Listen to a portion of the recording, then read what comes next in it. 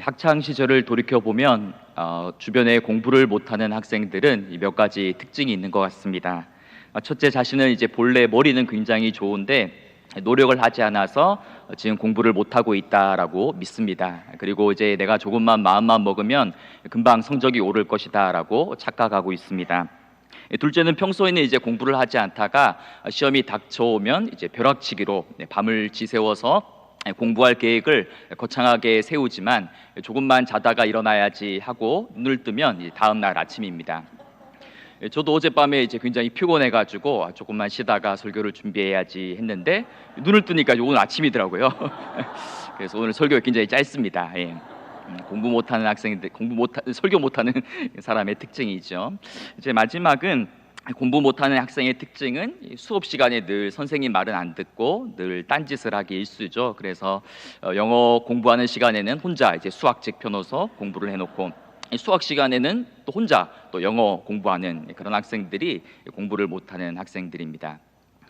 그런데 이제 가만히 생각을 해보니까 이제 신앙생활 못하는 사람도 이와 이제 비슷한 특징이 있습니다. 그래서 최근에 내가 조금 열심히 조금 줄어들어서 그렇지 본래 자신은 신앙이 좋다라고 생각합니다. 그래서 내가 다시 마음 먹고 신앙생활하면 금방 이제 하나님과의 관계가 좋아질 것이다라고 이렇게 착각하고 있습니다.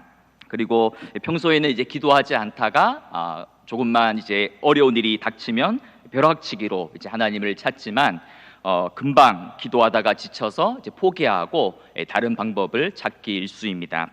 그리고 또 이제 신앙생활 못하는 사람들을 보면 교회에 이제 나오지 말아야 할 때는 이제 혼자 막 나오려고 하고 또 정작 이제 나와야 할 때는 혼자서 안 나오는 사람들이다라고 이제 볼 수 있습니다. 이 교회의 이제 존재 방식을 모이는 교회와 흩어지는 교회로 이제 흔히 구분을 합니다.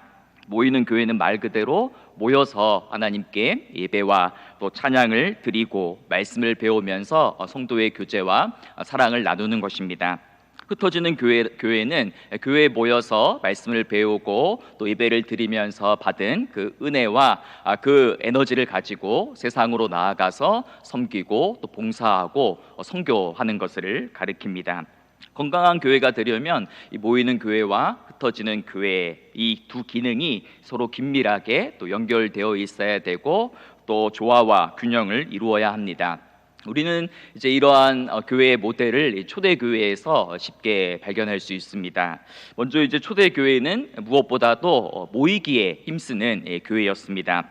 부활하신 예수님께서 이제 40일 동안 제자들에게 하나님 나라에 관해 가르치시면서 승천하시면서 예루살렘을 떠나지 말고 모여서 아버지께서 약속하신 성령을 기다리라라고 말씀하셨습니다. 이에 이제 120명의 제자들이 마가의 다락방에 모여서 마음을 같이하여 오로지 이제 기도하기에 힘썼고 드디어 오순절날 급하고 강한 바람 같은 성령님이 오셔서 초대교회가 탄생하게 되었습니다. 성령의 강림으로 탄생한 이 초대교회의 특징을 사도행전 저자는 다음과 같은 말로 요약적으로 묘사하고 있습니다. 그들이 사도의 가르침을 받아 서로 교제하고 떡을 떼며 오로지 기도하기를 힘쓰니라. 사람마다 두려워하는데 사도들로 말미암아 기사와 표적이 많이 나타나니 믿는 사람이 다 함께 있어 모든 물건을 서로 통용하고 또 재산과 소유를 팔아 각 사람의 필요를 따라 나눠주며 날마다 마음을 같이하여 성전에 모이기를 힘쓰고 집에서 떡을 떼며 기쁨과 순전한 마음으로 음식을 먹고 하나님을 찬미하며 또 온 백성에게 칭송을 받으니 주께서 구원받는 사람을 날마다 더하게 하시니라라는 우리에게 익숙한 말씀입니다. 초대교회는 날마다 마음을 같이하여 성전에 모이기를 힘썼습니다. 그렇다면 그들은 왜 성전에 모이기를 힘썼고 성전에 모여서 도대체 무엇을 했겠습니까? 오늘 말씀에 따르면 먼저 그들은 모여서 사도의 가르침, 즉 말씀을 배우고 공부하는 일에 힘썼다라는 것을 발견할 수 있습니다. 그리고 집에서는 떡을 뗐다라고 말을 합니다. 여기서 떡을 뗐다라는 것은 단순히 음식을 나누었다라는 말이 아니고 성찬식, 예수님의 피와 살에 참여하는 성찬식을 가졌다라는 것입니다. 다시 말해서 그들은 집에서 떡을 떼며 즉 집 가정교회에서 가정교회를 중심으로 모여서 성찬을 통하여서 예수님의 십자가 사건에 다시 참여하고 주님의 그 핏값으로 우리가 한 몸과 가족이 되었음을 다시 확인했던 것입니다. 또한 초대교회 성도들은 오늘 우리 낮의 메시지를 통하여서 들었던 것처럼 날마다 마음을 같이하여 모여서 기도하기에 힘썼습니다. 그들이 매일마다 날마다 모여서 무엇을 놓고 기도했겠습니까? 단지 자신들의 어떤 생계나 또 앞날의 불안과 미래를 위해서 기도하지 않았을 것입니다. 오히려 그들은 하나님 나라의 일과 복음의 확장을 위하여 힘써 부르짖으며 기도했던 것입니다. 그들은 예수 그리스도의 십자가와 부활 사건을 통하여 시작된 그 하나님 나라를 증언하는 일을 하기 위하여 날마다 모여서 뜨겁게 기도하며 성령의 능력을 구하였던 것입니다. 더 나아가서 이 초대교회 성도들은 날마다 성령 안에서 교제하며 무엇보다도 또 가난한 자들과 약한 자들을 돌보는 삶을 살았습니다. 그들이 성령을 경험하고 난 이후에 자기 중심적인 그러한 삶의 방식을 버리고 이제는 타인을 위한 존재로 거듭났던 것입니다. 그래서 사람이 가장 내려놓기 어렵고 또 포기하기 어려운 그 물질의 영역, 소유의 영역까지도 초대교회 성도들은 자발적으로 자신들의 재산과 또 소유를 내어서 가난한 자들의 필요를 채워주었던 것입니다. 이처럼 초대교회는 날마다 성전에 모이기를 힘썼고 모여서 말씀을 배우고 기도하고 또 성찬에 참여하고 성령 안에서 성도의 교제와 또 구제에도 힘쓰는 그러한 교회였습니다. 그 결과 예루살렘 교회는 온 백성들에게 칭송받는 교회가 되었고 또 주께서 날마다 구원받는 사람들의 숫자를 더하게 하셨더라라고 사도행전은 이야기하고 있습니다. 많은 사람들이 우리 교회에도 이런 초대교회와 같은 부흥과 성장을 달라라고 기도합니다. 하지만 초대교회 사람들은 교회의 성장이나 부흥 자체를 그 목표로 삼지는 않았습니다. 다만 그들은 예배와 또 성만찬을 통하여서 다가올 하나님의 나라를 미리 맛보았고 또 말씀 공부와 기도를 통하여서 하나님의 뜻을 바르게 분별하고 또 이웃을 향한 나눔과 섬김을 통하여서 십자가의 사랑을 몸으로 또 살아내고 구현해 나갈 때에 주님께서 날마다 구원받는 사람들의 숫자를 더하게 하셨던 것입니다. 그런데 초대교회는 이렇게 날마다 모이기에 힘쓰는 교회였을 뿐만 아니라 또한 상황에 따라서 흩어지는 교회이기도 했습니다. 사도행전 8장 1절에 보면 그날에 예루살렘에 있는 교회에 큰 박해가 있어 사도 외에는 다 유대와 사마리아 모든 땅으로 흩어지니라라고 이야기하고 있습니다. 유대교의 핍박으로 인하여서 예루살렘 교회의 성도들이 예루살렘을 떠나서 유대와 사마리아 지역으로 이제 흩어졌다라는 것입니다. 얼핏 생각해 보면 조금은 아이러니한 그러한 보도이기도 합니다. 왜냐하면 우리가 흔히 생각하는 참된 신앙이란 무엇입니까? 핍박과 박해 속에서도 목숨을 걸고 끝까지 그 자리를 지키고 신앙을 지키는 것이 믿음이다라고 생각하기 때문입니다. 하지만 오늘 예루살렘 교회의 성도들은 그 자리에 남아서 다 순교를 당했던 것이 아니라 오히려 박해를 피해서 흩어졌다라고 이야기하고 있습니다. 그들은 그렇다면 그 예루살렘 교회의 성도들은 무엇 때문에 왜 흩어졌겠습니까? 단지 목숨을 부지하기 위해서 박해가 두려워서 흩어졌겠습니까? 8장 4절에 보면 그 흩어진 사람들이 두루 다니며 복음의 말씀을 전할세라고 이야기합니다. 즉 예루살렘 교회의 성도들이 예루살렘을 넘어서 온 유대와 사마리아 지역으로 흩어지면서 그들이 발길이 닿는 곳마다 복음을 전하는 증인의 역할과 사명을 감당했다라는 것입니다. 결과적으로 예루살렘에 닥쳤던 그 큰 박해와 핍박과 환난은 온 유대와 사마리아와 땅끝까지 이르러 내 증인이 되리라 말씀하셨던 주님의 그 선교 명령을 이루기 위함이었던 것입니다. 8장 1절에서 모든 땅으로 흩어지니라라는 이 말에서 흩어지니라라는 이 단어는 그 능동태가 아니고 수동태로 이루어져 있습니다. 즉 예루살렘 교회의 성도들이 단지 박해가 무섭고 두려워서 도망쳤던 것이 아니라 하나님이 그들로 하여금 흩어지도록 만드셨다라는 것입니다. 날마다 성령 충만하고 또 폭발적으로 성장하며 승승장구하던 예루살렘 교회에 닥쳤던 그 큰 핍박과 환난과 박해는 결코 우연이 아니라 유대인 안에 갇혀있던 복음이 이방인들에게도 뻗어나가고 예루살렘 안에 갇혀있던 복음을 온 세계로 땅끝까지로 확장시키기 위한 주님의 그러한 계획과 섭리의 일부분이었던 것입니다. 그리고 박해로 인해서 흩어졌던 그 예루살렘 교회의 성도들이 가는 곳마다 복음의 증인으로 설 수 있었던 이유와 까닭은 바로 날마다 마음을 같이하여 모여서 기도하고 말씀을 배우며 교제하며 성령을 체험했기 때문입니다. 정리하자면 이 초대교회와 성도들은 모여야 할 때와 흩어져야 할 때를 바르게 인식했습니다. 그리고 모여서 해야 될 일이 무엇인지, 그리고 흩어져서 해야 될 일이 무엇인지를 올바로 깨달았습니다. 그래서 그들은 모이는 교회로서 날마다 성전에 모여서 말씀을 배우고 기도하며 교제했고, 또 흩어지는 교회로서 가는 곳마다 복음의 증인이 되어 전도하고 선교하는 삶을 살았던 것입니다. 사랑하는 여러분, 우리가 왜 날마다 성전에 또 교회에 모이기를 힘써야 합니까? 엄밀히 말하자면 그것은 바르게 흩어지는 법을 배우고 훈련하기 위함입니다. 흩어져서 어떻게 살아야 되고 무엇을 하며 살아야 되는지를 배우고 훈련하기 위해서 우리는 열심히 모여야 하는 것입니다. 우리는 주일날 모여서 예배 속에서 하나님을 만나고 성령을 경험하고 공동체의 격려와 사랑과 지지를 경험하고 그 경험한 하나님 경험과 성령 체험을 가지고 세상으로 나아가 흩어져서 엿새 동안 각자의 삶의 자리에서 복음을 증언하는 삶을 살아야 하는 것입니다. 우리는 지난 2년 반 동안 흩어 지내야만 했습니다.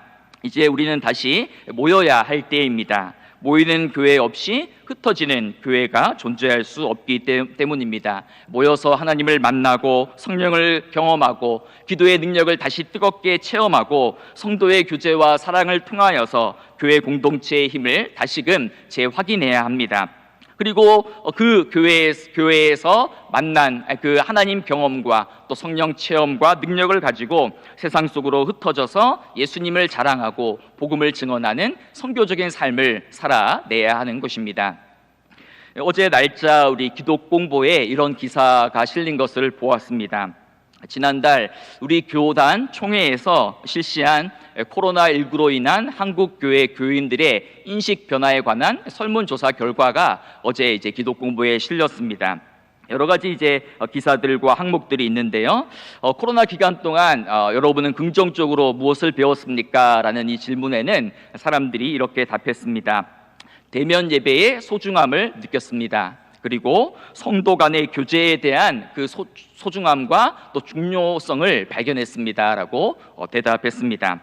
그러면 사회적 거리두기가 완전히 해제되면 현장 예배에 참석하겠습니까? 라는 그러한 질문을 던졌습니다. 이 질문에 네, 바로 현장 예배에 참여하겠습니다라고 답한 사람은 28.3%이고요. 또 일정 기간 나는 조금 더 상황을 지켜본 다음에 예배에 참석하겠다라고 말하는 사람은 57.8%, 그리고 나도 모르겠다, 현장 예배에 참석할지 안 할지 미주수다라고 답한 사람이 13.9%나 되었습니다. 즉 거리두기가 완전히 해제되어도 72%의 사람들은 당장 교회로 나오지 않겠다라고 이렇게 대답을 한 것입니다. 또 이런 질문을 던졌습니다. 당신은 코로나 이후에 어떤 교회에 다니고 싶습니까? 라고 이렇게 질문을 던졌더니 51.5%의 사람이 대답하기를 1위로 대답을 했는데 바로 진정성 있는 사랑과 교제가 있는 교회에 나는 출석하겠다라고 가장 많은 사람들이 응답했습니다.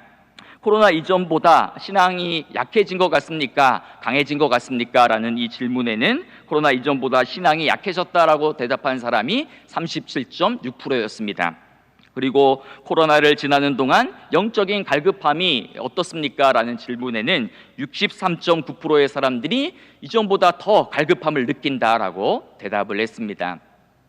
여러분, 단순한 통계처럼 보이지만 사실 이 통계를 가만히 들여다보면 지금 현재 성도들의 굉장히 복잡하고 다양한 그런 마음과 또 영혼의 상태를 고스란히 반영하고 있습니다.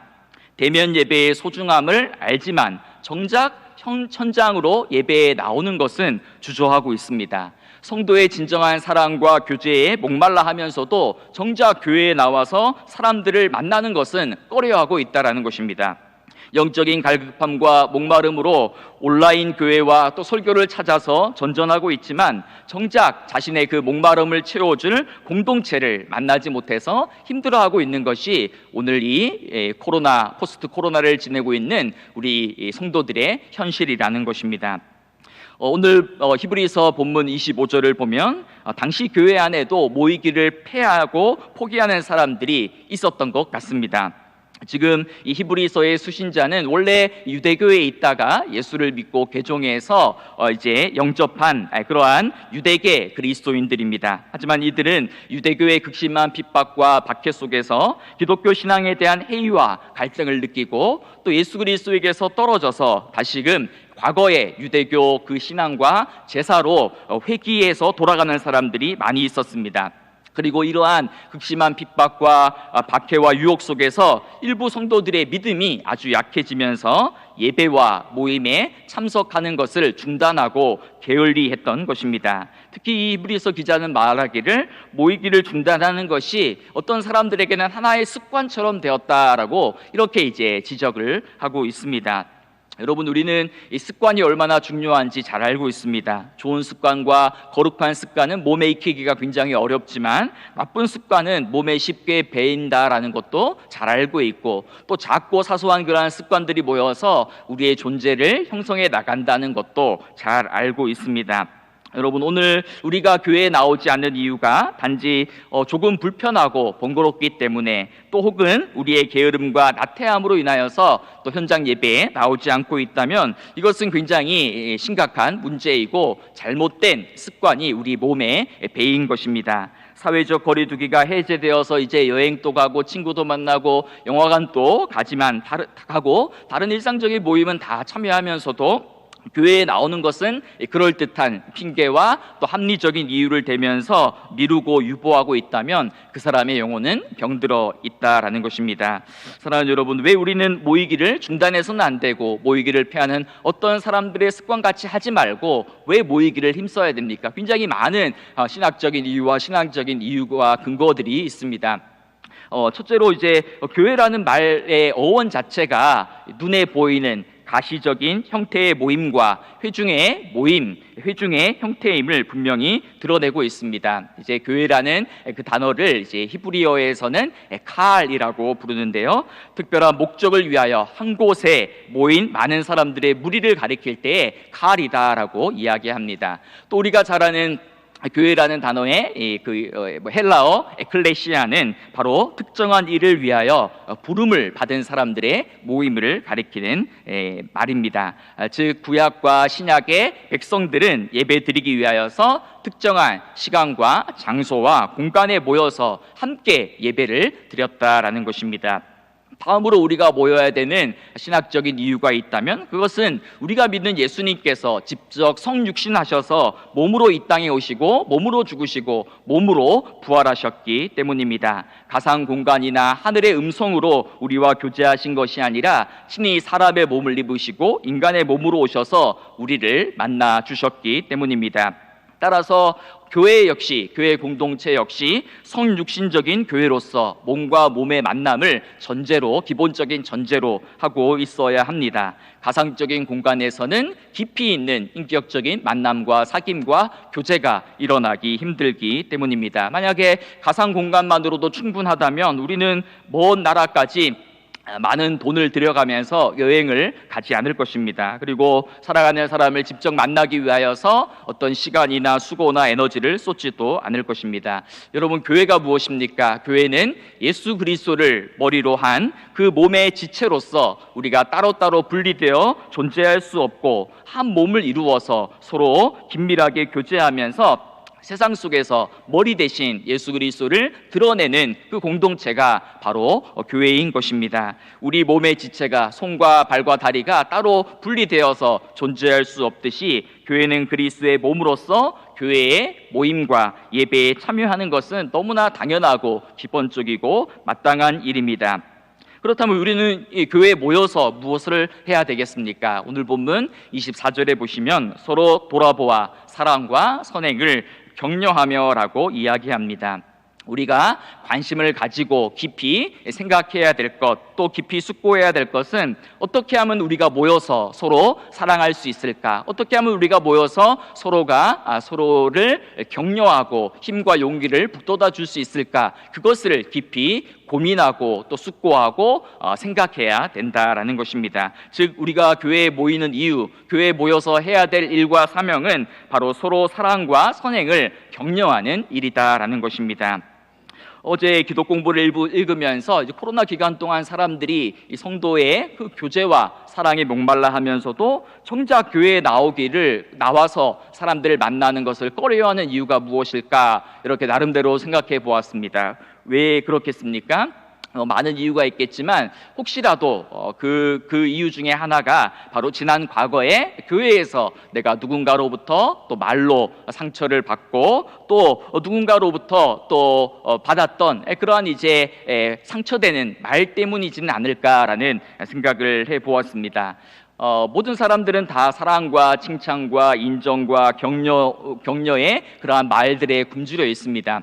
왜냐하면 세상에서는 우리에게 세상에 나아가면 우리들에게 그러한 말을 하지 않기 때문입니다. 하지만 우리가 교회에 나와서도 세상 사람들처럼 판단과 정죄와 비난과 또 책망의 말을 듣는다면 그 사람은 이 교회에 나오는 것을 주저하게 될 것입니다. 오늘은 우리 다음 주 온나 행사를 앞두고 우리 구역장님들이 한자리에 이렇게 많이 모여 계십니다. 코로나 기간 동안 출석하지 않는 우리 구역원들에게 이제 어떻게 전화를 하고 또 다가가야 하겠습니까? 전화해서 다짜고짜 이제 훈계하면 안 됩니다. 다음 주 당장 나와라. 향존직과 재직이 교회도 안 나오고 뭐하냐? 믿음이 그렇게 약해서 어쩌냐? 이렇게 청망의 어조로 이야기해서는 안 되겠죠.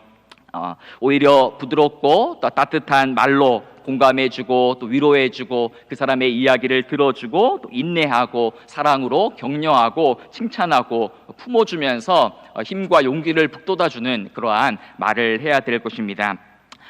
사람들이 모이기 위해서는 교회의 전체적인 분위기도 굉장히 중요합니다.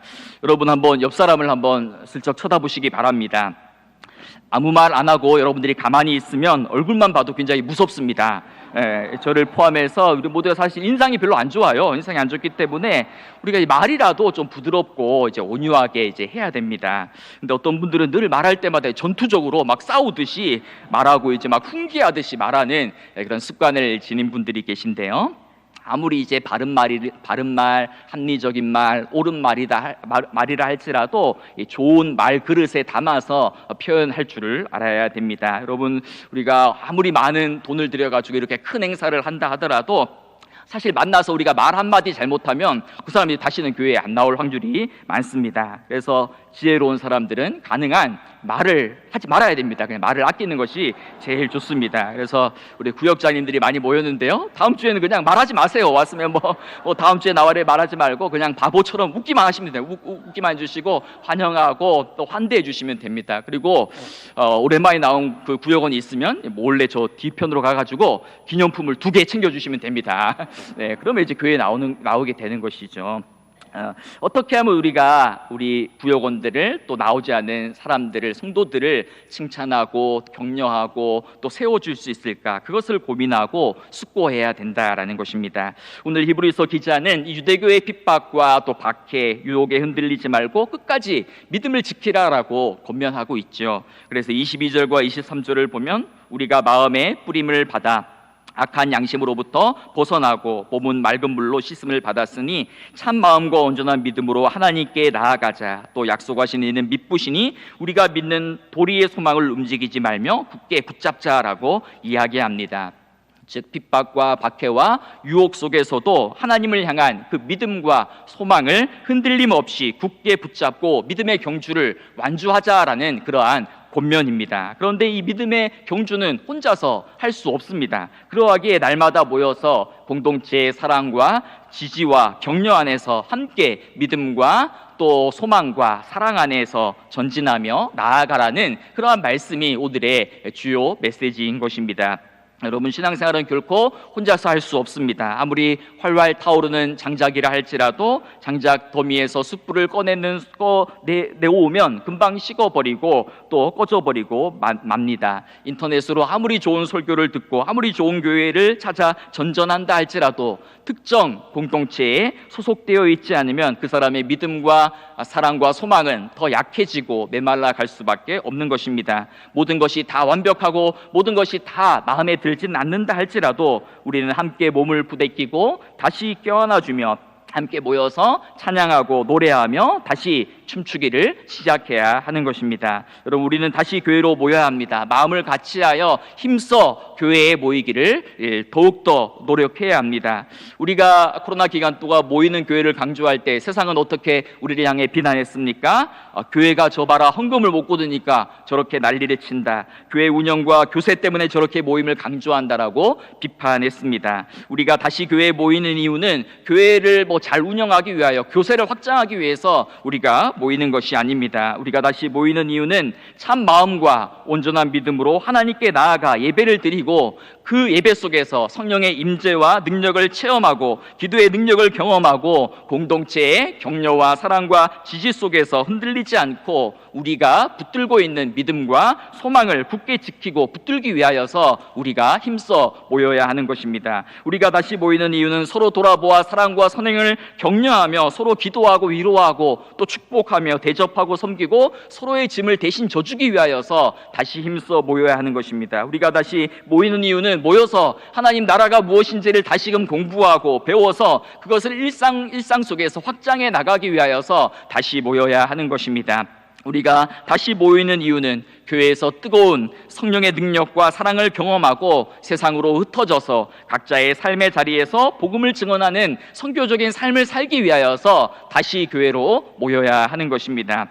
바라기는 저와 여러분 또 우리 모두가 날마다 마음을 같이하여 기도하고 날마다 마음을 같이하여 교회에 모이기를 더욱더 힘쓸 수 있기를 간절히 소망합니다. 다시 교회로 온나라는 이 행사가 단 하루의 행사로 끝나지 않고 이번 기회를 통하여서 다시 한번 우리 교회가 더 뜨겁게 사랑하고 더 견고하게 하나 되어서 복음으로 세상을 변화시키고 또 땅끝까지 선교하는 우리 교회로 더욱더 새로워지기를 간절히 소망합니다. 그리하여서 세상 사람들로부터도 늘 칭찬과 인정을 받고 날마다 또 주께서 구원받는 사람들의 숫자를 더해 주시기를 또한 간절히 소망하며 기도합니다.